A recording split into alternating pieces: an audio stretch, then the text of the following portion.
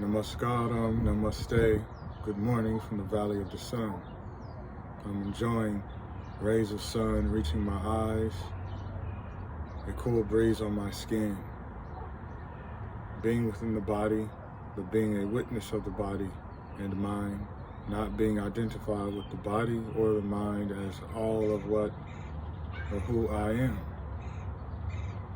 Quote, I am more than this mind and body and more than my perceptions, more than my sensations, more than the content of consciousness. Today's lesson is all about meditation. Let's go right into it. It is a bright and lovely morning here in the Valley of the Sun. I enjoyed my 1 hour of meditation, followed by about 30 minutes of yoga and qigong, energy work with conscious respiration. Lots of people talk about meditating these days. Everyone is saying the term meditation. When you open a book, you'll see Buddhist meditation or Hindu meditation. And when I talk about meditation, what am I talking about? What am I referring to? Meditation comes from the Latin meditare, which means to reflect, consider, or think over. And that in turn comes from the Latin root term med, which means to take appropriate action. Medication and meditation stem from med, to take appropriate action. So meditation is a medication. But when I talk about meditation, when Buddha and other yogis talk about meditation, they're talking about many skillful techniques that harmonize the mind and body with true reality as it actually is. Or rather, also, these techniques take you to subtler levels of reality.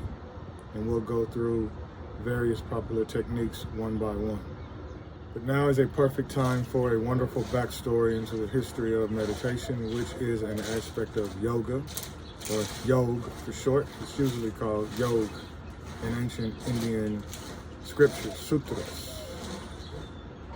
The oldest iconography of people engaged in asanas, postures, holding certain mudras, hand gestures associated with meditation, what we call meditation these days, goes back to a part of the region close to Pakistan, before there was India and Pakistan, and it was called the Harappa. The Harappans, as archaeologists and anthropologists call them, lived in what is now called the Indus Valley in Mohenjo-Daro.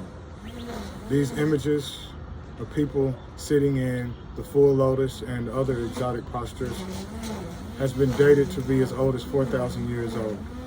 Meditation comes from this era.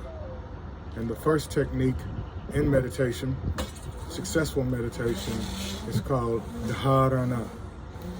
The etymology of this word comes from dhara, which means to hold. Dhar means to hold. It is the root of the Pali term dhamma, Sanskrit dharma. It also means support in the proper context. So you need a proper support for meditation. The body as a proper support for concentration, relaxation, and clarity of mind. So we'll begin with the body, and then we will go into conscious use of respiration for successful meditation. So simply by observing the body, the first thing that you'll notice is that if you don't sit with an upright back, the more straight yet relaxed your spine is, the more relaxed and clear-minded you'll be. I have no back support here, as you see, but yet through years of meditation and mindfulness practice, clear comprehension, wise attention, careful observation, etc. I talked about the elements of mindfulness in the previous lesson. You'll know how to sit. When you sit comfortably with a good posture, breath will be deep and it will be abdominal breathing versus breathing only in your neck or in the sternum. Most people have very shallow breathing.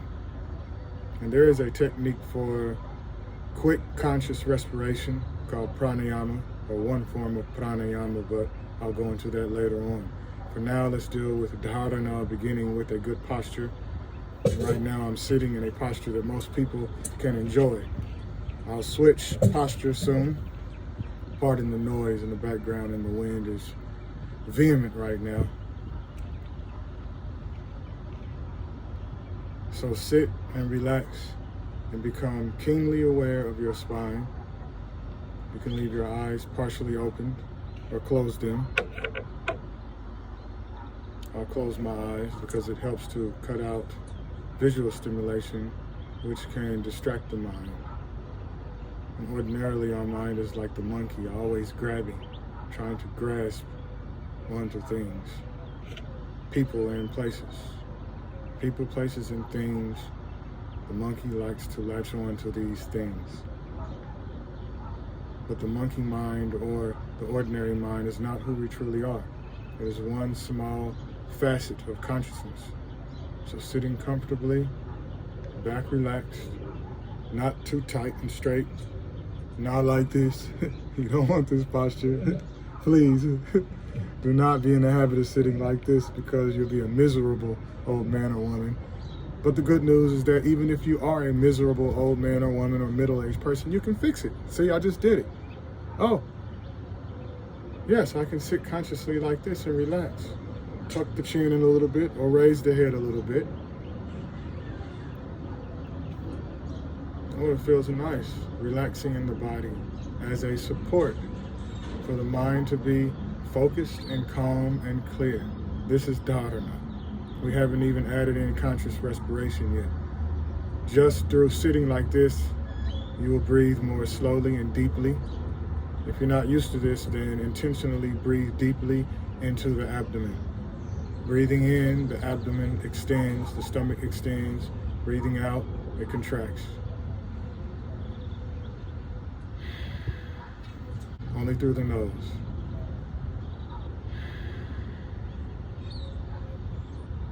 How peaceful, how joyful it is, how blissful even it is to breathe deeply and consciously. After some time, you won't have to consciously breathe so intensely. It'll be natural. It will become, what I talked about before, effortless meditation. But since most of us don't breathe consciously, and we haven't been meditating or practicing mindfulness for most of our lives, which is the case for most human beings, then go ahead and breathe consciously, deeply. You can count initially for 4 or 5 seconds, inhaling for 4 or 5 seconds and exhaling for 4 or 5 seconds. If you read the book Breath by James Nestor, an epic New York Times bestseller, you'll learn about the optimal way to breathe. It's been scientifically verified that about 5.5 seconds on the in-breath and out-breath is optimal for your overall health, for optimal blood pressure, and so on.